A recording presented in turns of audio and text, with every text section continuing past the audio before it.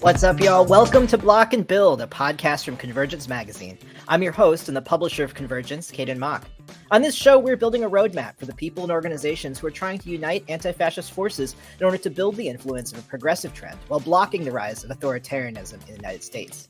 For the next month, we are streaming most of our interviews live on YouTube. It's one of the perks of being a member, but we wanted to let everyone know that it's something that we offer during our summer fund drive. If you want to support us during the fund drive, you can find all the ways to do that at convergencemag.com/donate. Here are some ridiculous headlines from the week. It's a doozy. We'll start in Louisiana, where the governor, Jeff Landry, just signed a new state law this week that requires the 10 Commandments to be displayed in every public school classroom. And he said, quote, "I can't wait to be sued." Landry said that before signing the law, laying bare the Christo-fascist agenda of forcing their worldview on us and also leveraging that stacked court system. Meanwhile, in New York, Governor Kathy Hochul and New York City Mayor Eric Adams have both indicated an interest in banning masks in public places. This is a move we've seen in North Carolina, and let's be perfectly clear, despite their claims to the contrary, this kind of ban is specifically designed to crush protest movements. The collateral damage of this, of course, is the literal ability of sick, disabled, immunocompromised, or just plain reasonable people to participate in public life. The science says that masks work, and the COVID-19 pandemic is still here, in large part because our leaders keep trying to pretend it doesn't exist. Following up on last week's discussion about privacy concerns with Adobe Software's terms of service, which were updated 3 days ago to assure users that they won't use your data to train AI, they face another run-in with the FTC, which announced this week that they are suing the owners of creative applications Photoshop, Premiere, and more for hiding early termination fees from customers. President Biden also signed an executive order on Tuesday aiming to recoup some support from immigrants in swing states. The order allows undocumented spouses to apply for citizenship directly rather than upending their lives to return to their home country and applying from there first. A lot of people didn't know that this was the case, but it definitely was the case before. It's not as easy as just getting married for a green card. While this is a big deal for some undocumented folks, it definitely does not undo the effects of the draconian border shutdown and asylum policy he and the Democrats signed off on last week. Also, as you may be aware, we've been tracking Representative Jamal Bowman's race next week on Tuesday, June 25th, against AIPAC-sponsored opponent George Latimer in the New York State primaries. Emerson polling recently showed that AIPAC's $14.5 million investment pushing Latimer towards a significant lead over Bowman, but we know lots of organizers on the ground in New York who are pushing through these final days to make sure that all that money goes to waste. Finally, the first presidential debate between President Joe Biden and Donald Trump will be hosted by CNN on Thursday, June 27th, in case that's a thing that you want to do to yourself.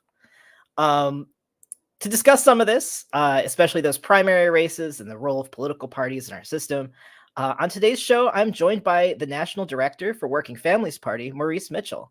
Maurice is also joining us live today from the week-long Rising Majority Movement Congress as it's wrapping up its final days. And we'll definitely talk about that a little bit. But Mo, how are you doing? It's probably been a long week, huh? Well, it's good to be here. The last week has been a long year. That's right. Absolutely. Yeah. I mean, just listening to you run through those headlines, it's almost overwhelming to hear how much the right is coordinated, how much they're using, where they have governing power, they're using it to its maximalist impact.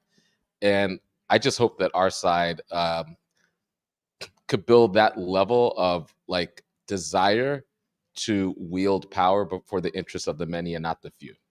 That's right. Yeah, I know. I feel like a lot of times when we do the headline rundown, the sort of like energy is so like, wow, the deck's really stacked against us. And I also hope that like in some ways picking these headlines is a little bit of like, hey, you're not nuts, they're doing this, you know, like this is part of their like long-term strategy to like use every apparatus that they can capture against us.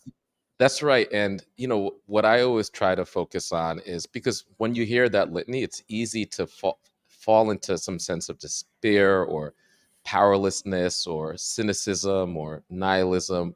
And I try to remind folks that those two, that feeling is a political project. That's It's right. it's a part and parcel of their decades long political project. Is creating this haze of cynicism and despair and loneliness and a feeling that you can't fight city hall, you can't fight corporations, and so the best thing you could do is maybe just put your head down, take care of yourself and maybe your family and get through your Mm-hmm. life. That is a design. That thought process is a political design of the far right. We have to push back on that. We have to remember that we are protagonists, and whenever society has shifted for the better, it has been through the protagonism of everyday working people, and everyday working people showing up together and organizing through labor movements, through grassroots movements, through various organizations that come together in order to shift the power balance on the side of the people. And we always need to be reminded of that, especially when we hear that litany, because it can just feel like, oh God, everything is stacked against us. They have the courts, they have this, they have that. Why even fight? Yeah. Yeah, I think that like, I mean, this is always why I enjoy talking to you, because like bringing us back to that big picture is so important, right? That like these things are designed and therefore they can be undesigned. Yes. It Yes. takes humans to do that. There's no guarantees, and anything that isn't growing out of the earth organically has been created by us, right? Like people say like this is arbitrary, that is arbitrary, whatever. Like I love every year, I love how there's this whole discourse by the right wing that's just fundamentally anti-black, right? Where they're like, Kwanzaa is a made-up holiday. I'm like, every holiday is a made-up holiday. Where do you Right. think holidays come from? You think they like Yeah. emerge from the ground? Some like, yeah, a group of people made the holiday up at some point. Everything we do is made up. And what's exciting about that is that everything we do could be remade, remixed, unmade, reimagined, from how we govern ourselves to the nature of our relationship to one another, our relationship to our government, how we think about everything under the sun could be made and remade by us. And every day is all of us reaffirming the current structure. But at Mhm. any given day, that contract could be undone or reimagined or renegotiated through organizing. Yeah, absolutely. Well, I think that that brings us to a really I feel like one of the things that I really wanted to talk about you a little bit with you a little bit is like, how did Working Families Party arrive at your current analysis of this system as it is? And like what is the like sort of intervention that logically leads from that? If you could talk a Yeah, little bit about getting there. sure. So we arrived at it carefully and humbly and through struggle. Like the Working Families Party is 25 years old, and it emerged at a moment in our politics where the Democratic Party lurched dramatically to the right and dramatically towards Wall Street. And they did what is known as triangulation. They were like, well, we're going to take economic ideas and other ideas from the Republicans. We're going to steal their ideas.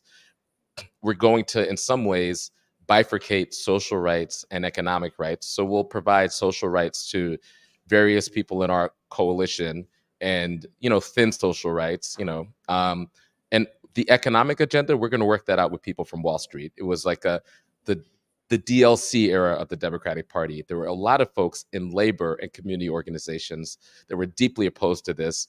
Mhm. They formed the Working Families Party because they reasoned that they needed an independent political vehicle and that the Democratic Party could not hold their aspirations. And through that struggle, we've developed our theory of how to build a independent party in a rigid two-party system, as well as our analysis of the given moment. And things have shifted from that moment in the late 90s to where we are now. And so our current analysis is that the current sort of struggle in America has four features. Number one, there is class de-alignment that's taking place, where working people of all races are dropping out of politics altogether, and some of them are moving towards right-wing politics, right-wing ideas. That's happening every single cycle, every single year. So that's number one. Another feature, another structural feature, is the MAGA takeover of the Republican Party. So MAGA is the current name for a particular white Christian nationalist movement, political movement that has always existed, but it was on the margins of the Republican Party. The Republican Party was happy for them to be part of their coalition, but the more corporatist sort of faction of the Republican Party were the people in power. That has shifted. The white Christian nationalists now run the Republican Party, and from 2016 when Trump took over till today, they've consolidated and institutionalized MAGA from, entities like the Heritage Foundation, right, to the Republican base, to Republican politicians. You now, for the most part, if you want to get elected as a Republican, you need to adhere to MAGA principles. You need to almost take an oath of loyalty to Donald Trump, right? So that's a consolidation that is really important for us to wrestle with.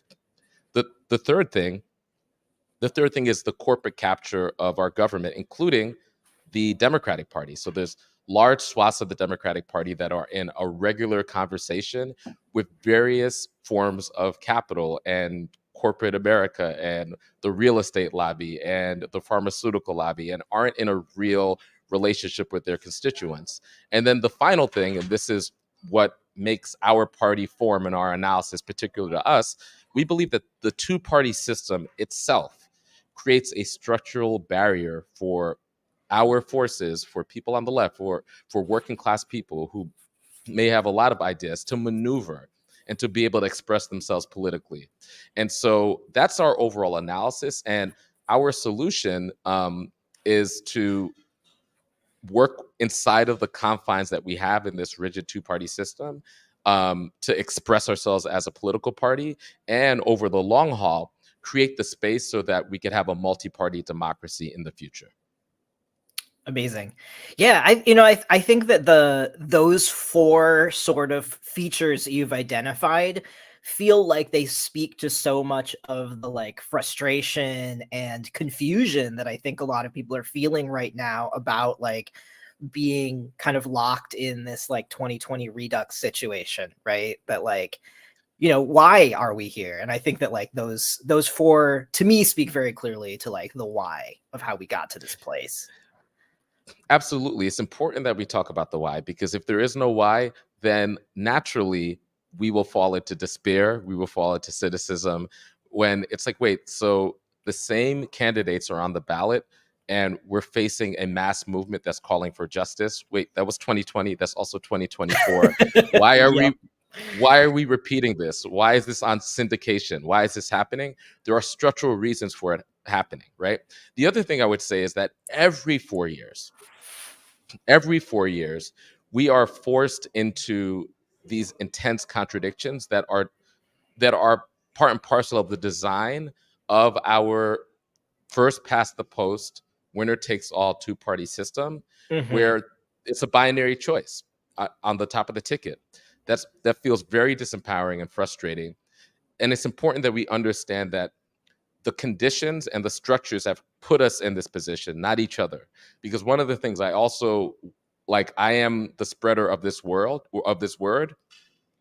Whatever the outcome of the election, it's incumbent on us as people who are organizing working class people for us to be more united, more sophisticated, more organized coming out of the election than we came into the election, whatever the outcome is. And so we shouldn't engage in quarrels about the electoral choice and the binary nature of the electoral choice, because that was not our design. We should be looking forward to building a strong movement, because that's the thing that over time will actually help change the outcomes and help actually change those structures. So we're committed to building a multi-party democracy. We also understand that that won't happen next week, tomorrow, next month. It can happen, and we have a roadmap to building a grassroots party from the ground up so that we could have nice things and we could be proud of our electoral choices and we could be proud of our strategy, right? The last thing I'll say is that you can't tell much about a particular electoral choice or a particular like endorsement, right? What I like to say is that, you know, one of the things that this system attempts to get us to do is to pull us into thinking that elections and voting are like we're almost like spectators Hmm. in the sort of like theater of sport of elections, or we're consumers, right? And our vote is like a little chit, it's a little like coin, and we get to take our vote and we get to spend it in politics, or we're simply watching, like we watch MSNBC or CNN or Fox News, and we're listening and we're sort of spectators and we're putting money on, oh, is this guy going to win or that guy going to win, right? Now, that is to me the way that neoliberal logic attempts to present politics, the Hmm. spectator or the consumer sort of approach. And for us, for people who are interested in building collective power, we need to look at politics as being a venue for our collective action, and we need to look at voting as not being a Valentine. It's not about, oh, I like or I dislike or I trust or I don't trust this person or that person. It's really about when we collectively develop a strategy and that then we have a particular set of tactics. Some of those tactics are electoral. So the question is, inside of our strategy, our long-term strategy, what is the electoral choice that will give us more space to maneuver and more time to build? That's the question. And then looking at the MAGA agenda and looking at the neoliberal sort of democratic agenda over 4 years, what is the terrain that will give us the most space so that we can maneuver and express ourselves and give us more time so we could build our project, right? And you know, the like I'm so happy that so much of your space and time is spent on articulating the sort of block and build framework, because I think that that is a perfect framework. Like we must block MAGA, we must block fascists, but if that's the only thing we do, then what we've done is like we put all of our energy towards blocking a clear enemy, but then we're now going to pivot to a moment where people who don't have our prerogatives will quickly sort of take that momentum and then advance a neoliberal sort of watered down agenda. We have to Right. build something. When we earn that space, we need to use that space and build our own independent vehicles and build our own independent agenda. Yeah. Well, and I think that's like what is the most troubling about only looking at this year as a time to block MAGA again is that like that is fundamentally a like small c conservative position, right? Is it's like preserving the existing order against something else, right? And I'm really glad that you use the word neoliberalism because I've been thinking a lot about, you know, what a lot of like thinkers and people have been talking about the crisis of neoliberalism, but that neoliberalism is such a core part of our popular and political culture that like we don't even know like the tendrils that it has on us, right? And I think that one of the things that I'm really interested in about the work that you all are doing at WFP is thinking about politics as the activity of collectivities, not of individuals. And that there's like something like offering this sort of opening and like trying to crack the door on like what is post neoliberalism look like for the left. And so I'm curious to hear from you a little bit about like what the role of a political party in that landscape is and like what how you all are taking on that sort of like um it's not just about politics, it's also about economics, it's also about culture, and like how you understand that like broader sort of expanded field of power. Absolutely. So there's a lot of ways I could define a political party, but one way of understanding a political party, it's like it's a shared political commitment. And inside of that shared political commitment, many different actors could build a particular political culture and be committed to a particular strategy or governing North Star. And so imagine a space that includes everyday voters, elected officials, aspirant candidates, labor unions, grassroots organizations, people in the media like yourself, talking heads, and uh, sort of thought leaders and intellectuals, right?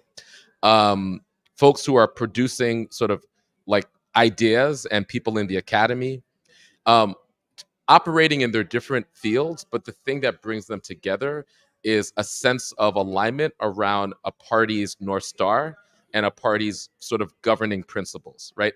A party isn't simply raising and spending money to get somebody elected. That is one function of a party, but a party is actually a space where people can make meaning of the moment. People could align around a strategy, and people could actually build this culture of collectivity, sort of this idea of party unity and party discipline. Disciplining around what? Around a shared idea about how we believe we want to be together, how we believe an economy should relate to its people, how we believe we should be in relationship to government and to the state, right? And so that happens inside parties. I don't believe that that could happen individual activist by individual activist, which is one of the reasons why I'm investing so much of my time and energy in party organizing. I believe that our forces, and look, our forces are diverse.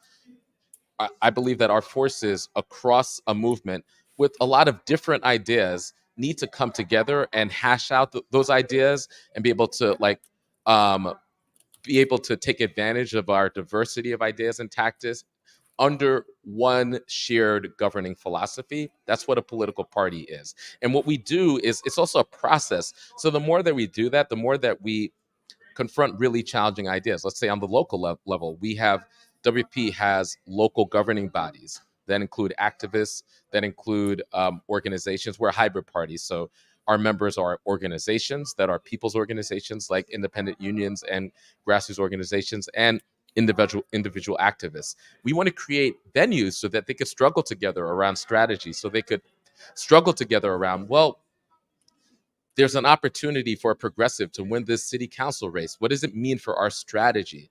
Not just like getting them elected, which is great, but getting them elected for what, to what end? And then Hmm. if there's an opportunity for a progressive and there's multiple progressives in the field, how do we decide which progressive or which union organizer, and what is the path to victory for us, and how do we deal with like the hard questions of once we get elected, how do we govern together? When people engage in that conversation, everyday people who are not like just paid organizers or whatever, but like everyday people and organizations that are people's organizations that are wrestling with real questions of internal democracy, wrestle with really hard strategic questions, we believe that our people are maturing in their and developing in their political sophistication as strategists, because what we need is a movement of multiple leaders and multiple strategists, and a Hmm. party is a venue to actually develop over time that strategic acumen, and also a place where you could learn how to win and lose debates. And we actually learn how to debate. We learn how to struggle around really hard ideas where it's not clear what the right path is, right? It's not easy to discern, should we go left or should we go right? And so we have the party to make that decision together and learn together. We might learn, all right, we decided to go left. And we might learn, like, oh, ultimately that was a suboptimal decision, but we learn it together. And whatever side you might have been on that initial debate, we stay together because the party is the shared vehicle. What I like to say is that, thinking of that sort of analogy of a shared vehicle, all right, once you get in the car, we agree that, all right, like, I'm getting in the car in New York, we're going to the Bay. We know that there's many different ways to get there.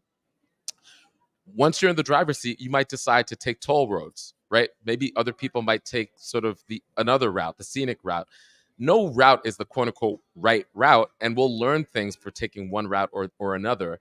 And whether or not we take one route or another, that isn't reason enough for us to leave the vehicle. Or perhaps if there's a song on the radio that you dislike, you wait until that song ends and then you turn the radio to another station. You don't jump out of the vehicle before you get to the destination or while the vehicle is in motion. So this idea of the primacy of the political vehicle the primacy of the political vehicle over a candidate or a candidate choice or over a particular tactical choice. We understand that we might disagree on tactics, but if we share the destination, we stay in the vehicle and we keep the vehicle strong so that we all can get to that destination together.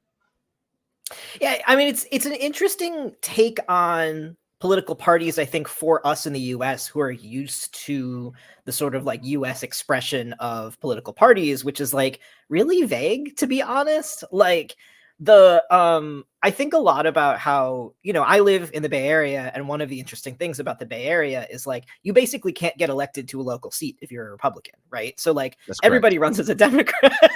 That's And correct. like the like ideological and policy and ethical concerns of the people who run as Democrats here in the Bay Area are all over the map, right? Like Hmm. they're everywhere. And like there's sort of no vehicle by which, aside from like a primary, to really talk about what that means, right? And I think that like people who are maybe casual observers are just sort of like, I mean, I don't know what casual observers here in the Bay think, because I'm definitely not a casual Not one observer of of them. our local And you probably politics. don't hang out with a lot of casual observers, but Yeah, there's I spend a lot of my time with people who are, as you say, see themselves as protagonists. yeah, So, but yeah. I think it is perplexing to then think about like what does it take to like build a party that maybe has a little more in common with the kinds of parties that we're familiar with seeing in like more like parliamentary systems. um Yeah.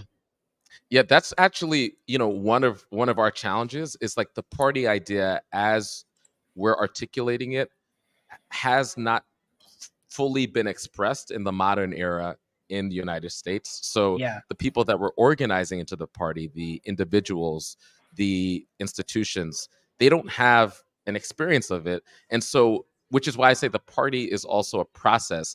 We are both becoming a party together and we are a party, right? We're slowly becoming and learning feebly and humbly and awkwardly how to be a party together, how to stay united across difference, how to struggle across really complicated conversations and debates around strategy, and to hold that inside of a party. And you're absolutely right. There's places where basically if you want to be in public office, you have to be a Democrat. So Hmm. what that means is that people who have the ideas of quote unquote a Republican or ideas of a Democrat will run as a Democrat if they actually want to get into office. It also means that organized capital is sophisticated. They'll elect anybody. So they're very happy to elect, Democrats who are people of color, who are young people, to advance a corporate agenda and run them in Democratic primaries. And people will say all types of things, right? The word "I'm a progressive." What does that really even mean, right? Yeah. Exactly. There's a lot of people who use that language. There's a lot of folks who are people of color who will point to historical sort of movements and liberation movements, but then, basically be aligned with the real estate lobby, right? And try to Yeah. get elected using the sheen of and the like in our imagination, the idea of some sort of like left. And so one of the things that we hope we do and we try to help to do is to through our endorsements and through the folks who see themselves as WFP adherents who are inside of WFP and our elected officials, we hope to make some coherence and clarity about, all right, who's actually a person who's running in a Democratic Party, who is committed to and accountable to people's struggles, and who's choosing not to be, right? Hmm. That's an important sort of contrast. And the Republican Party, where it doesn't exist, can't show that contrast. And so where we know, like in the Bay, yeah, you're going to elect a Democrat. Who that Democrat is actually is really important. Like Yeah, I it learned matters a very lot. early on, yeah, that a D next to your name is insufficient information to know what this person actually will do in office. And having a party as a place that you could engage with that person, you could learn their strategy, you could actually govern with them in meaningful ways, like we're doing in Philly, for example, with Hmm. Minority Leader Kendra Brooks and Nicholas O'Rourke, the Minority Whip. We're really governing. They're passing groundbreaking legislation in Philly City Council. People were like, okay, we get that you're going to run your own people, but how are they going to govern? And we're proving that independent working people who come from the community, somebody like Kendra, who's a working class Black mother from Nicetown. When you build a people's movement around them, not only can they could govern in dramatically transformative ways for everyone. And so the example of Kendra Brooks and Nicholas O'Rourke, and the fact that in Philadelphia, it's a two-party city, Democrats and Working Families Party. Those live examples are really important because they pierce this sort of like challenge of our imaginations, that we could actually believe and touch and feel a party and process. And so there's a point to what we do. It's like we have to demonstrate that it's possible for people to get on board. And so, which is why I say the party is a process. The more that we do it, the more people are able to believe that it could actually happen, that we could actually, on our own, independent of the Democratic and Republican Party, build our own independent political vehicles that could operate with sophistication and govern. Mm-hmm. Yeah, I feel like we should say this again, that the city of Philadelphia is a two-party town, and the two parties are the Democratic Party and the Working Families Party. Because I think a lot of people outside of Philly probably don't realize that, right? That like that is a specific expression of like it's it it is like a data point that shows what is possible, right? And so I'm interested in hearing more from like, are there other examples from around the country you could point to that give us data points of what this looks like in practice, that like kind of illuminate Sure. what the path forward might be? Yeah, so the way that I like to explain how we approach third party politics. So we live in the world that everybody else lives in, where there is a rigid two-party system, and the first past the post electoral system makes it very, very hard to express ourselves as an independent party. We live in that world. And so we like to say that we're a non-delusional third party because we live in the world that everybody else lives in, and we aspire to a multi-party democracy. And so we're committed to things like fusion voting, where we are a party legally and fiscally. We have our own ballot line. That's true in New York, Connecticut, and Oregon. But I also like to say we cook with what we have in the kitchen. So most states do not have fusion voting. Mm-hmm. So we don't stop there. We don't stop at state lines and say, oh man, we can't organize the Working Families Party there. Because for us, a party is a group of people coming together, using elections as the main intervention to advance a particular agenda. And so we are agile. We use fusion where we could use it, and we're on the ballot in those three states. In places like Philadelphia, where there's a minority party set aside in the municipal government, we challenged the Republicans and we kicked them out of city government. We challenged the Republicans to have that minority party status. And then in other places, we show up as a party by primarily using open seats, where we use the primary. And if there's an open seat and there's contention for who fills that open seat, we will recruit independent working families persons to run in the Democratic primary, or we'll identify corporate Democrats or Democrats that are not responsive to their constituents and primary them with independent working families folks. And so just to give you some examples, and then occasionally, very rarely, but occasionally, we have run in a general election a working families party only person and one. So two examples is, a lot of people know Tish James, who is the attorney general of New York. She started her career as an independent working family city council person, and she ran against the Democrats and Republicans, and she won. Jumaane Williams, who's currently in city government in New York as the public advocate. He started as an independent working families candidate for city council. So on occasion, we will run as a third party candidate in the general election. But for us, parties are about organizing winning, right? Mm-hmm. So we will only do that if there's a path to victory, right? Even if that path is hard, we're not going to waste people's time, energy, money, organizing strategy on failed candidacies. So if there's a path to victory, we'll do that.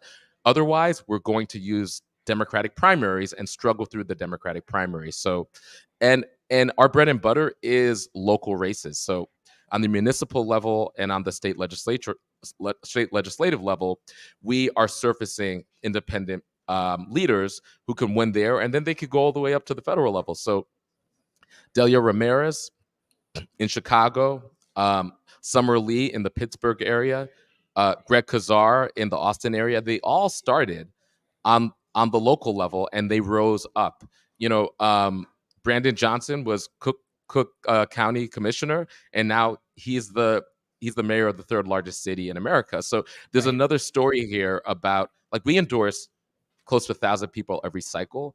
There's another story here about focusing on the politics that a lot of people don't focus. Like right now, we're talking about blocking and building and the top of the ticket. But for the Working Families Party, our bread and butter are the races that people often don't talk about.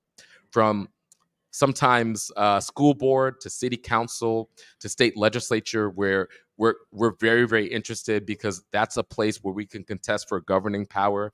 And that's how you build the sort of pipelines and the road, the roadways for higher governance, right?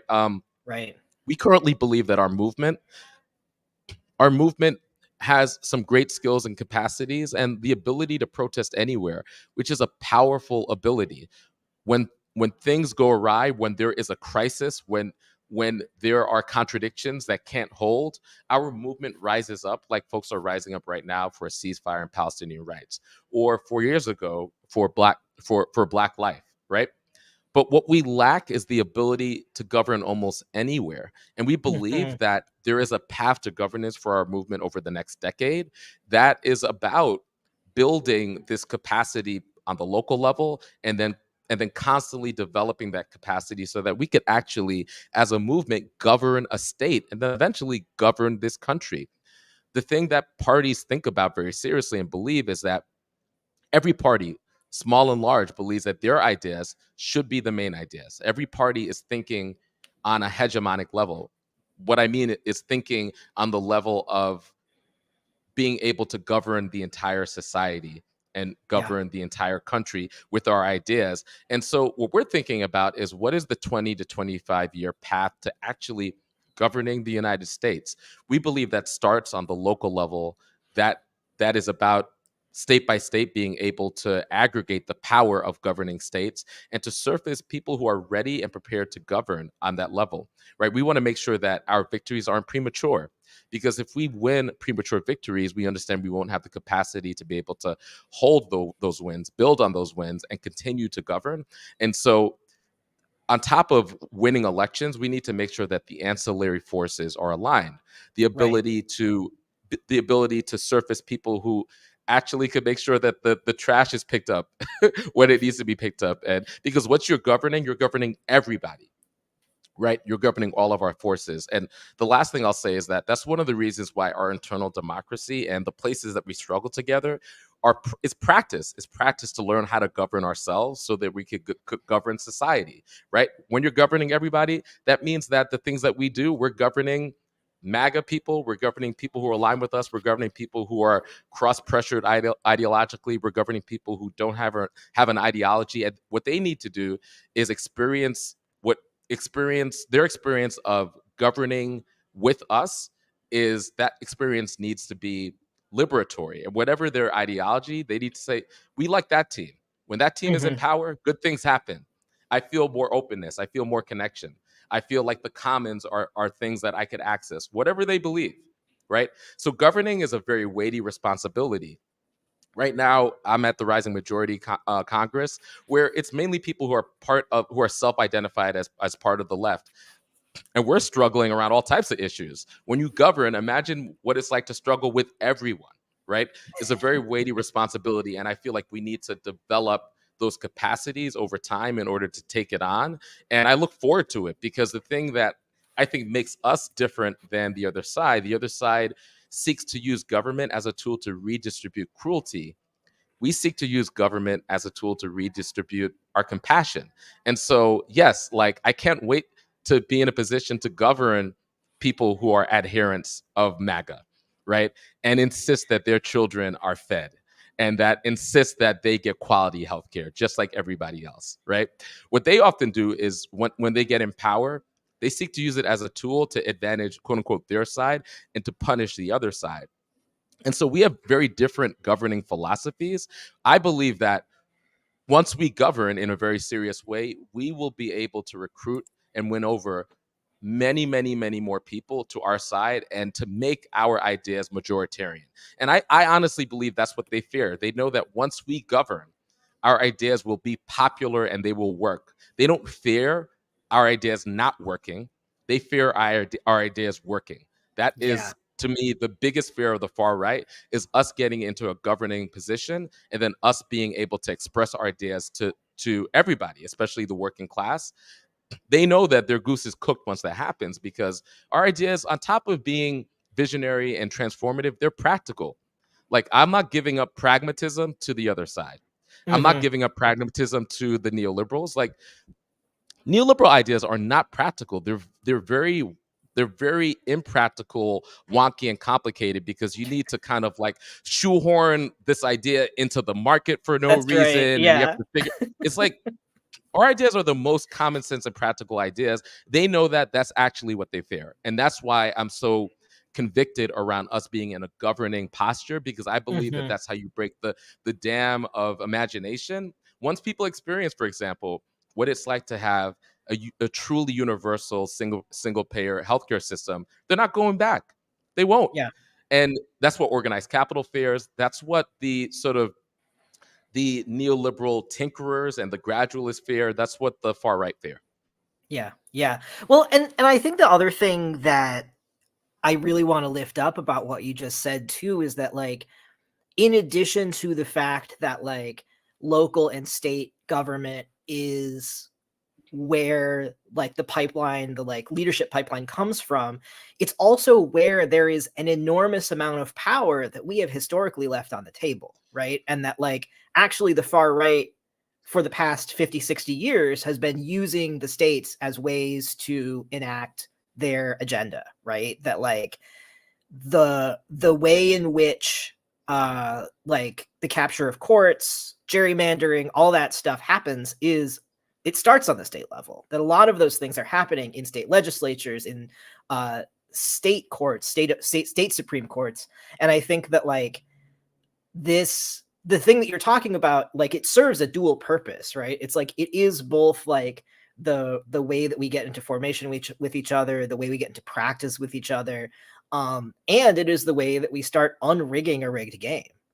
And I find that to be, like, that sort of, like, dual purpose thing is, like, that seems incredibly practical to me as well, right? Like, that's Oh, oh, absolutely. What I like, the thing that I like to challenge in the discourse about the right wing, they're not magicians. They're not even that smart. They just had a plan.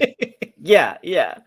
Like that is the main thing that they had. They had a plan and they were very loyal to that plan, right? And the plan was kind of like a roadmap. It wasn't even a detailed plan, right? But it was a roadmap that they stayed very loyal to, and they spent a lot of energy creating that loyalty to the roadmap. And look, Mhm. during the 50-year sort of road that they have sort of trotted to where we are today, they won some, they lost some, they made some mistakes, they made some innovations. They weren't perfect. Again, they weren't magicians, but having that fealty to a plan turned out to be very, very, very helpful to them, right? And also, it meant that they were committed over decades to building, right? Now, we tend to be super tactical, and because there's reasons for it. It isn't just there's structural reasons for why our plan game isn't as consolidated, right? Like, they are very strong in their ideology. Our ideological foreparents were systematically either jailed, um, killed, or co-opted, right? Mhm. And so, and they had a easy path to building their ideology, right? Like, from Red Scare to Red Scare to COINTELPRO to, I mean, there's so many examples about how the state and the FBI and the police and various political coalitions saw the ideological project of the broad left as an existential threat and attacked it. And that wasn't what happened on the right. They had a glide path. So we shouldn't, I think, feel like we are the reason for this asymmetry, but it's important for us to perceive the strategic and ideological asymmetry and structural asymmetry so we could do something about it. What we need is organization. What we lack is organization and a North Star and a plan. And that's what we're building. That's kind of what a party is. And we need more organization outside of the WFP. But we believe that a party is an essential piece of infrastructure and organization. And you're absolutely right. Once you have a plan and you have that organization, then recruiting people for school board makes a lot of sense. Outside of that, it's kind of like, well, why are we working on these like measly school board races when we could be doing other things? Sure. Inside of a 30, 40, 50-year plan, it makes a lot of sense. And having that 50-year arc sort of discipline is going to be really important for us. I think what they did in 50 years, we could do in 25 years. I think under the right conditions, we could do it in a decade. But we have to be plan builders and organization builders. We can't simply be activists, and we can't simply sort of opportunistically wait for the next whirlwind moment or the next movement moment in order to surface people to hit the streets. That's where we're strong. We need to continue to be strong there. And we need to be curious about how do we build a shared sort of roadmap. It doesn't have to be super detailed. We don't have to be dogmatic about it, but a shared roadmap of the North Star that we're heading towards. And how do we create connectivity across multiple actors so that we all don't need to get together and sing kumbaya around a fire in order to enact the plan. We can move in our different lanes and have a political sort of division of labor as we achieve the plan. Yeah, sure, totally. Well, as we kind of wrap up here, I'm curious if there's anything that you want to lift up that you've seen in the last week at the RM Movement Congress, because I know that based on some things that I know about the space that RM is also trying to convene, is they're trying to also figure out what other structures need to exist for our movements. If there's like things that you want to point at or that you've heard that you were like, hell yeah, that thing. Yeah, what I'm excited about, and I'm here at the Rising Majority Congress, is that folks are talking about a plan. Folks aren't just talking about between now and November. In fact, most of the conversation is about over the next 10 years. And folks are talking about a array of tactics, from tactics that are completely outside of government, right? How are we setting up new economies? How are we building, different ways of creating mutual aid? To electoral strategies. And one of the reasons why I'm here is I'm sharing what we're learning, right? I think what's exciting about what I'm hearing here is I'm beginning to see the sprouts of an aligned left movement that also sees itself as part of a broader united front against fascism, against global fascism. And there's an understanding that there needs to be a consolidation and alignment of that left, but that's not the only work, right? And that ultimately, if we seek to have the things that we desire, that the left, who I think has amazing ideas and principles, needs to be sort of working class facing, needs to engage the working class with a lot of thoughtfulness, sophistication, a lot of humility in order to socialize some of these ideas and struggle back and forth with the working class. If we just remain sort of a hermetically sealed left, opining about the world but not organizing our people, then I think we'll miss this opportunity. And there's a real opportunity in this moment where people are asking themselves fundamental questions about what direction we want to take the world. People all over the spectrum are reconsidering neoliberalism for the first time. And we need a left that is facing the public, that can engage those questions with a lot of curiosity and bring people along. And so the fact that I'm hearing that desire here is very, very exciting. Yeah, no, that's beautiful. That's so like, it makes me feel, it also makes me feel optimistic and hopeful. And I hope that is the same for others. It's great. Mo, thank you so much for making the time to chat. It's always great talking to you. I always like leave our little chats being like, yes, okay, here we go. Let's do this. So I That's really my job. I'm an organizer, right? That's my job. Hell yeah. Well, I hope to chat again soon. I hope to see you again soon. Where can people find the Working Families Party? Where can people learn more about your work?